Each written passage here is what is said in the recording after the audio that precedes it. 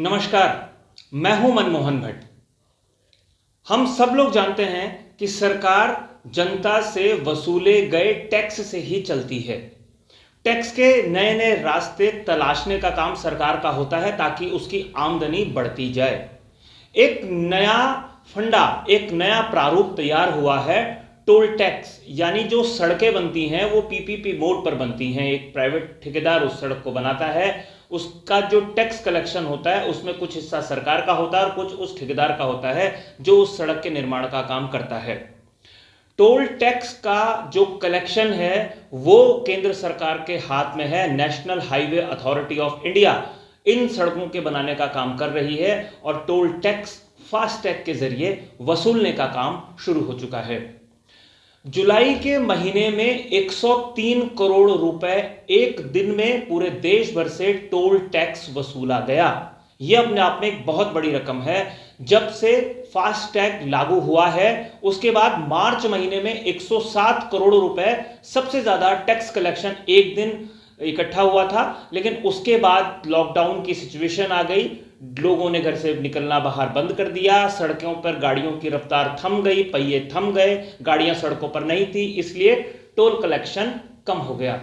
लेकिन जैसे जैसे ही अनलॉक की प्रक्रिया हुई वैसे वैसे गाड़ियां सरपट दौड़ने लगी उन हाईवेज पर जहां से टोल कलेक्शन होता है। और फास्टैग के जरिए जो टोल कलेक्शन जुलाई के महीने में हुआ है वो 103 करोड़ रुपए हुआ है। 69 लाख गाड़ियां एक दिन में टोल नाके को पार कर चुकी हैं एक दिन में। यह अपने आप में एक बड़ा नंबर है। जो एक्सपर्ट हैं, अर्थव्यवस्था के जो जानकार हैं, उनका यह मानना है कि जो टैक्स कलेक्शन की रफ्तार फास्टैग या नेशनल हाईवेज पर होने जा रही है अगले 3-4 वर्षों में, वो 10 से 15% की वृद्धि उसमें देखने को मिलेगी। यानी कि नए नए हाईवेज बनेंगे, नए नए टोल टैक्स लगेंगे और जहां जहां टोल टैक्स लगेगा उसका कलेक्शन होगा, तो हर साल जितना कलेक्शन सरकार करेगी उससे 10 से 15% ज्यादा का कलेक्शन आने वाले वर्षों में होता जाएगा। यह अपने आप में एक बड़ी बात है। सरकार ने जो टारगेट रखा है वो 35 से 36 हजार करोड़ सालाना का टारगेट रखा है टोल टैक्स वसूलने का देश भर से। यह अपने आप में एक बड़ा नंबर है। जैसे जैसे ये टैक्स वसूलती जाएगी सरकार, वैसे वैसे उसके खजाने में ज्यादा पैसा आता जाएगा और वो ज्यादा हाईवेज और ज्यादा पुल बना सकेगी और आम आदमी को फायदा मिल सकेगा।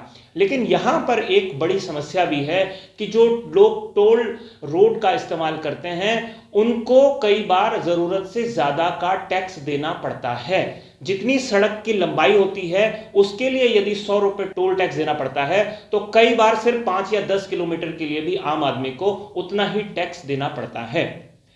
नितिन गडकरी जो इस समय मंत्री हैं सड़क परिवहन के, उन्होंने इसका एक रास्ता भी निकाला है और फास्टैग के बजाय अब वो जीपीएस सिस्टम पर काम कर रहे हैं। यानी अगले कुछ वर्षों में फास्टैग या जो टोल नाके हैं ये पूरी तरीके से खत्म हो जाएंगे और जो जीपीएस है वो आपकी गाड़ी में लगा रहेगा और जितना दूरी आप तय करेंगे उतना ही टैक्स का रेशो बनेगा, उतना ही आप टैक्स देंगे। यानी कि अगर आप 50 किलोमीटर लंबी सड़क पर सिर्फ 10 ही किलोमीटर चलते हैं तो उसके अनुपात में 10 किलोमीटर का ही आपको टैक्स देना पड़ेगा। ये एक नई व्यवस्था है। यह रिपोर्ट आपको कैसी लगी हमें जरूर बताइएगा। अपने सुझाव, अपनी प्रतिक्रियाएं हमें कमेंट्स बॉक्स में जरूर लिखिएगा। और अगर आपने अभी तक इस चैनल को सब्सक्राइब नहीं किया है तो इस चैनल को सब्सक्राइब कीजिए। और हां, अगर आपको यह रिपोर्ट पसंद आई तो इसे शेयर कीजिए, इसे लाइक कीजिए। अगली रिपोर्ट में आपसे एक बार फिर मुलाकात होगी। तब तक के लिए नमस्कार।